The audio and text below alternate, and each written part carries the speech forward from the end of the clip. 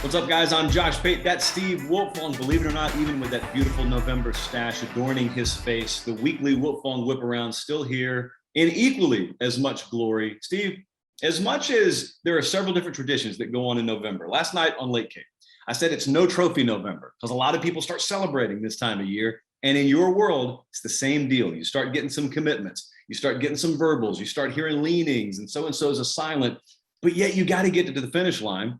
You got to get this thing to touch this thing, or else really it doesn't matter. So I want you to take this. Go anywhere you want to with it. We haven't really teed this up. But the No Trophy November in the recruiting world, when I say that, who do you even think of? Well, I'm taking a look at a school like Texas A&M that has a very legitimate chance of finishing with the #1 recruiting class. And I would even maybe say they're the favorite to here in November, but they have to get it to the finish line, which is December 15th in the early signing period, and maybe even National Signing Day in February. We'll see how that shakes out. But when you look at most of the uncommitted players, the top uncommitted players across the country, the 5 stars, the elite guys, Texas A&M leads for damn near all of them, Josh, and I put in 2 new crystal ball forecasts for the Aggies today. They currently sit at number 6 in the 24/7 Sports Composite team recruiting standings. New crystal ball for 5-star safety Jacoby Matthews out of Ponchatoula, Louisiana. He told me earlier this fall that Texas A&M was his leader. I don't think anything's changed. As we get closer to the early signing period, I'm trying to put in current Pulse crystal ball forecast. I think Texas A&M is the leader for him. Wouldn't be surprised if he's in the fold soon too. But then, hey, as every recruit, you got to hold off LSU and whoever their new coach is, or with anybody. You got to get them all. You got to get pen to paper. I also love where Texas A&M stands for. Top 247 5-star defensive lineman Anthony Lucas. Been to campus a few times. Great relationship with the A&M staff. Texas A&M has everything that the family's looking for off the field as well. So those are 2 new 24/7 Sports crystal ball forecasts in favor of Texas A&M, who's certainly in pole position for several other blue chippers. There's a name that you didn't mention yet, Stephen, but I cannot in good conscience let us move on. Okay. So last week around this time, you and I were talking Walter Nolan, and I peer pressured you. I straight up bullied you into making a crystal ball prediction, and it came true. Walter Nolan is now committed to Texas A&M. So you didn't say Evan Stewart yet, but a whole bunch of A&M fans want to know about Evan Stewart. That's the #1 overall receiver in the country right now. So here's what I want to know, because I know that you have a feeling on it. So I want you to tell me your feeling, but I also want to know, are you ready to put another crystal ball in? Because I'm peer pressuring you again. The people want it. No, I think I am. I think Texas A&M is the leader for Evan Stewart. I wrote that on the Wiltfong recruiting. You can ask me any recruiting question you want about a prospect on the 24/7 Sports Blue Board. And over a week ago, someone asked me what if I still liked my Texas prediction for Evan Stewart. I said, I don't think I do. I think Texas A&M's gone from 4th to 1st in this recruitment. He took an official visit.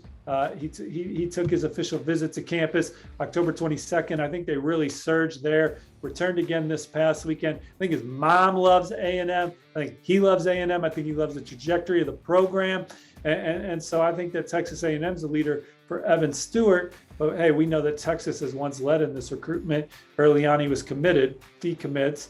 Then Florida takes the lead. I think Texas may have even regained the lead after that.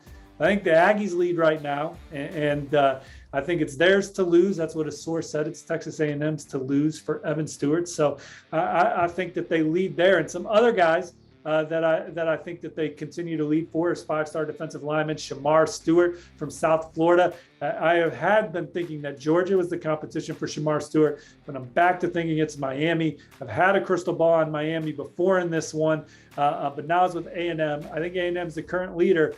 But Miami is the competition, so we'll see if Miami can keep him at home. Texas A&M, clear leader for top 247 edge rusher Eni White from Philadelphia. And I think that Texas A&M may lead for top 247 running back Le'Veon Moss, also from Louisiana. They're certainly near the top for 5-star linebacker Harold Perkins.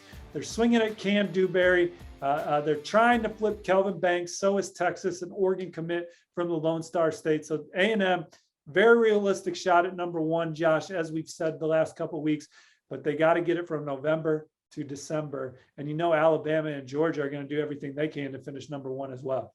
So I'm looking at Friday over here. That's what I'm looking at off the screen. That's Friday, rapidly approaching on the horizon. And I'm looking at our schedule here, and we've got a commitment coming. We got Julian Humphrey lined up to commit Friday. So I want to know ahead of time, because I like spoilers, Steve. Do we know anything? What's the latest intel? Well, he's got 3 finals. This is one of the fastest players in the class. Joshua ran 4.38 at the opening finals this summer, and he said that was from a standing start. He says he's going to run 4.24 in college. Who's going to develop this 4.24 speed? He's got Georgia as a finalist, Texas A&M as a finalist, and LSU as a finalist. And I like Georgia in this one. I think that they've really turned up the heat here. James Singletary is another name on the Georgia boards that you hear a lot about. That's a defensive back name. I know we don't have at least a public commitment yet. What's the latest there, Steve? Well, I love Georgia, where they're trending with that 5-star defensive back. Was back at Georgia this past week. I'm expecting him to be at Georgia again for I'm looking it up. I'm kind of cheating here for their November 20th game against Charleston Southern. I think they're clearly the team to beat for Jaheim Singletary. And as Georgia makes their push for number 1, DB is going to have a lot to do with that, with Julian Humphrey and Jaheim Singletary, Kamari Wilson, and guys like that. Meanwhile, you got Alabama. They're looking to get the spatula out and flip Damani Jackson, who took an official visit to campus over the weekend from USC. Greg Biggins with the report, Alabama and USC in the final 2 there. I know Damani's been having great dialogue with Alabama commits and certainly the staff. And they had Marvin Jones Jr. on campus this weekend. Maybe liked Oklahoma going into that visit, but certainly wasn't going to sleep on Alabama for Marvin Jones Jr. One of his best friends is Dallas Turner. His head coach is Pat Surtain Sr. So a lot of connections to Alabama for Marvin Jones Jr. So Georgia, Alabama, Texas A&M in the middle of it for some of the best players in the country. It's going to be interesting to follow this race for number 1 moving forward. All right, so Steve, a name that we're going to wrap it with here that we see a lot in the comments, Andre Green. Throw it out there. You give it back to me. Latest on Andre Green. Yeah, so he's announcing his college decision on November 17th on CBS Sports HQ. You got Clemson, you got Georgia, you got North Carolina in this. Clemson, they're going to get an official visit on November 13th. He took a visit to Clemson earlier this summer, and my man left. Him and his family left Clemson's campus.